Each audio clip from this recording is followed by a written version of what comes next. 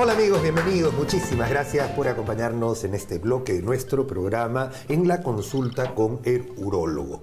Siempre estamos tratando de hacer lo que se conoce como medicina preventiva y creo que es la mejor forma de enfrentar los problemas de salud. Pero hay que tomar en cuenta que así como el cáncer de mama, el cáncer de cuello uterino son prevalentes en la mujer, en el hombre el cáncer de próstata sigue siendo el número 1 y quizás el menos diagnosticado a tiempo. El Perú lamentablemente sigue siendo un país de cáncer avanzado. Cuando la idea es poder detectar muy a tiempo este tipo de cánceres que pueden llegar a tener una solución no solo paliativa, sino curativa, si es que en realidad se detectaran a tiempo los problemas de salud. Nos acompaña el día de hoy un buen amigo, el doctor José Arias, médico urólogo de Ari Medical. Bienvenido, José, muchas gracias por estar acá. ¿Cómo estás, Tommy? Qué gusto de estar acá. Tiempo que no nos vemos, de verdad. Sí. Cuéntanos un poquito de lo que es, primero, la próstata. La gente habla de que es un órgano muscular, que es un órgano de la reproducción. La gente dice que es un órgano que está ahí básicamente para generar el licor prostático. Pero, ¿qué es la próstata? La próstata es difícil acceso, sí, entonces, por favor.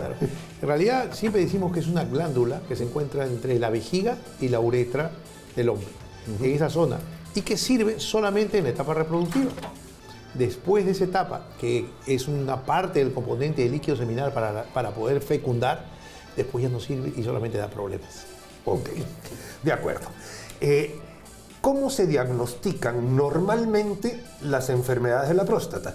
Ahora hay que entender que es un órgano que está bastante escondido, ¿no? Está escondido en un sitio de acceso, sabemos por dónde es el acceso, pero por favor, quisiera que se lo expliques al público y a la señora, porque acá en este horario nos ven las señoras, pero son las que le van a decir a su marido que se chequee. Y eso es súper importante. Bueno, lamentablemente los síntomas de la hiperplasia prostática benigna, o sea, el crecimiento de la próstata del paciente mayor, son los mismos que el de un cáncer de próstata. La diferencia es que cuando los síntomas, por ejemplo, disminución del chorro, goteo después de miccionar, apuro para orinar, eso le llama rápido para orinar, levantarse más de una vez en la noche. Toda la noche. En la noche, levantarse más de una vez, notar que no bota toda la orina.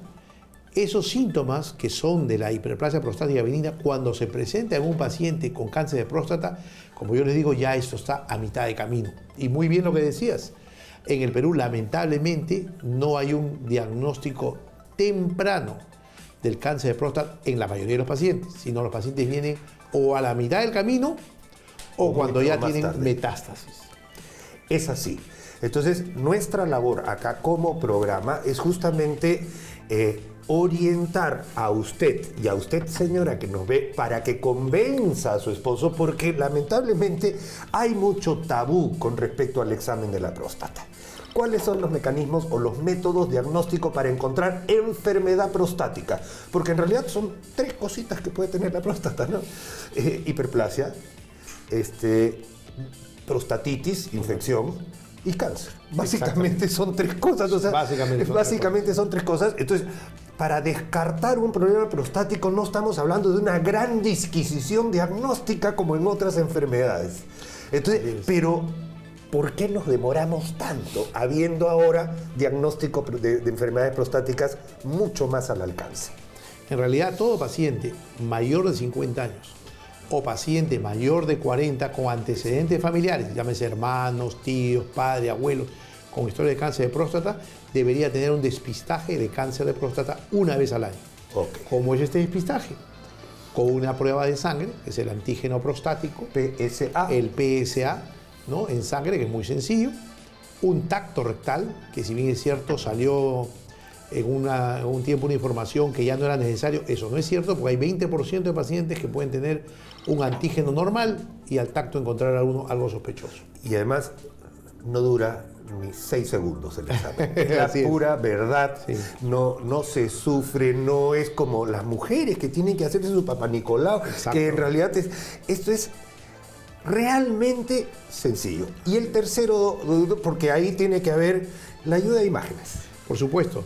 Cuando hay sospecha del tacto rectal o el PSA sospechoso, hay que hacer una ecografía para poder verificar si este paciente tiene orina residual, el crecimiento prostático, etc. Y cuando ya hay una sospecha mayor, pues hay que hacer una biopsia de la próstata. Esta biopsia de la próstata ahora se hace previamente una resonancia magnética cuando tenemos un PSA menos de 10, porque por encima de 10 ya va a biopsia de frente. Entonces, ¿cuál sería el camino? Hay un camino ya escrito, está protocolizado, tampoco estamos inventando nada, ¿no? Exactamente, es lo que se llama las guías. Las guías americanas, guías europeas, etcétera, hablan de que ante la sospecha de que puedo tener un cáncer de próstata, debo hacer una biopsia. Esta biopsia es desde lo clásico, que se hacía por vía transrectal, ahora se hace por vía perineal, y el equipamiento para hacer esta biopsia es lo que ha mejorado. Genial. Una ecografía. Hay dos tipos de ecografía. Una ecografía que puede ser externa, donde se ve, te piden que tomes bastante líquido para poder hinchar la vejiga, luego se ve el volumen residual después de haber orinado, por ejemplo, pero se hace de manera no invasiva, vamos a decir. Pero también existe una ecografía que se hace vía transrectal, que eso es cuando uno ya tiene la sospecha, ¿no es cierto? Exacto. La ecografía suprapúbica se hace cuando yo estoy ante un paciente con patología benigna y quiero saber cuánto creció, cuánta orina residual tiene, porque si esto es más de 30%, el paciente tiene indicación quirúrgica como benigno, ¿no? Y la transrectal voy a hacerla cuando el paciente ya va a hacerse una biopsia de próstata. Ok. La biopsia de próstata, cuando he visto esto, a veces puede ser cruento. O sea, porque en realidad el camino que existía era hacerla vía transrectal. El camino más cercano que tenemos es vía el recto. Y se perfora el recto y se accede a la próstata, pudiendo ocasionar incluso infecciones, post-biopsia, ese tipo de cosas que pueden suceder. Sí, por eso es que ahora se está con la tendencia de hacer la biopsia por el periné, de tal forma que el porcentaje de infecciones de 3% que puede haber lo convertimos a 0.1%.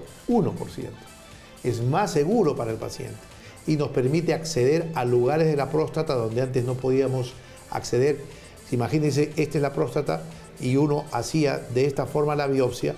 Para la parte anterior era difícil, en cambio por vía perineal uno logra ingresar de esa forma. Perfecto. Este procedimiento se hace bajo anestesia, se hace con sedación, no tengo idea, nunca lo he visto. En realidad, yo diría 99% de los pacientes se hace con anestesia local. ¿Sí? Y más aún en la vía perineal uno inyecta en la piel y luego hace un pequeño bloqueo con una aguja en las zonas en las que podría haber sensibilidad. Y de esa forma se hace la biopsia. Una pregunta, ¿y esta biopsia es guiada ecográficamente? O sea, tú estás mirando constantemente a dónde está dirigiéndose la aguja porque la estás viendo en pantalla, ¿no es cierto? Exactamente. Normalmente nosotros hacíamos una ecografía transrectal y en las zonas, digamos, sospechosas, groseras, hacíamos la biopsia y en el resto se hacía, como quien dice, por sextantes, o sea, dos anteriores, dos hacia el medio, dos en la punta, el lado derecho, el lado izquierdo. Ahora, para sensibilizar mejor y tener mejores resultados, se hace una resonancia magnética que me da las zonas sospechosas más específicas y donde yo me dirijo directamente a esa zona y hago la biopsia. Genial. Todo esto, señor, señora, como usted sabe, es un protocolo, son las guías. Como repito, nadie está inventando nada nuevo. El tema es que hay que hacerlo. Y ya las fechas en cuándo uno debe comenzar es 40 años con antecedentes y 50 años, pero todos los años. Exactamente. O sea, ese es el refuerzo que quisiera que le des a nuestros amigos, porque es la única manera que se tiene para hallar tempranamente lesiones que pueden ser curables. Pueden ser curables. Por supuesto, los cánceres de próstata localizados se pueden curar sin ningún problema. Y es así que ahora hay una nueva tecnología, mejor incluso que la resonancia magnética, que esta unión que le llamamos fusión, que es la ecografía por ecografía micro-ultrasonografía. Es decir, una sensibilidad mayor, una nitidez mayor que permite 30% más de certeza en el diagnóstico de esta biopsia. Es decir, si una biopsia clásica, aún con resonancia, que era hasta este año, a principios de este año, lo más moderno, ahora eso ya ha sido superado por esta nueva tecnología que se hace con micro-ultrasonografía. Es impresionante porque los avances tecnológicos, el avance científico, que tiene que ir de la mano con la preparación y la experiencia del médico. La máquina no te hace el diagnóstico, es el doctor que te hace el diagnóstico usando la tecnología. Y esa tecnología se encuentra en este momento en Ari Medical, que es un centro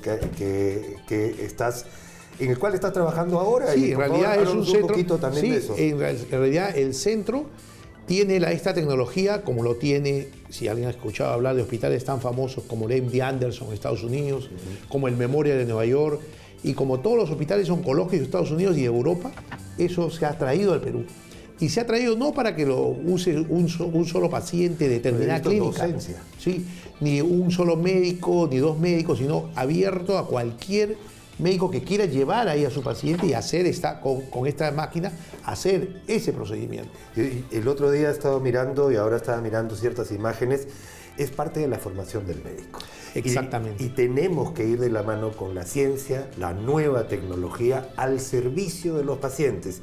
Pero en la cancha del paciente está el hecho de acudir a su médico a hacer los chequeos preventivos. Las mujeres tienen que hacer su mamografía, su Papa Nicolau, y los varones tenemos que hacernos un chequeo y de descartar un posible cáncer de próstata. Hay muchos pacientes que a veces hacen una primera biopsia por una sospecha y sale negativo. Hacen una segunda biopsia y sale negativo. Esos y pacientes, con el PSA alto todavía, exacto, ¿no? Entonces esos pacientes están con el miedo siempre, tendré, no tendré. Con esta tecnología permite, como le digo, que de la clásica certeza que puedo tener con una biopsia por fusión, la aumento 30%. Es bastante. Y es más, permite identificar los cánceres de próstata que debo identificar, porque actualmente se sabe que hay cánceres muy pequeñitos, de muy bajo riesgo. En un paciente de 89 años que no va a matarlo. No va a matarlo. Entonces, tampoco se justifica un procedimiento en ese paciente. Entonces, ahora estamos enfocando a los pacientes que se pueden curar, que se necesitan evaluar y están. Estoy totalmente de acuerdo contigo, porque esa es una discusión que hemos tenido últimamente con nuestros amigos geriatras, y de hasta cuándo podemos tener que trabajar. Y eso es así, o sea, ya lo sabemos. Todo depende de la comorbilidad. Si un paciente pues diabético, hipertenso, cardiópata y tiene un nodulito de medio centímetro, no se va a morir de ese nodulito, sino se va a morir de las otras enfermedades. Pero el paciente joven, el paciente que está bien, si nosotros ubicamos el cáncer de próstata en un estadio temprano, no solamente lo curamos, sino podemos tratar de mantener su continencia y su potencia. Porque si ya rompió la cápsula, rompió la próstata, no podemos conservar los nervios. Tienes al contrario que hacer una limpieza. Mayor extensión, y eso daña el nervio de todas maneras durante la cirugía. Si quiero curar. De acuerdo. Ha sido el doctor José Arias de Ari Medical, buen amigo que no nos veíamos hace tiempo, pero para tratar un tema de actual interés. Amigos, nos interesa como país mejorar esas cifras y no ser un país de cáncer avanzado, sino más bien identificar precozmente las lesiones que están afectando a tantos varones en el Perú. José, muchas gracias por estar acá. Y muchas gracias a ustedes, amigos, por su atención. Nosotros continuamos con más de nuestro programa.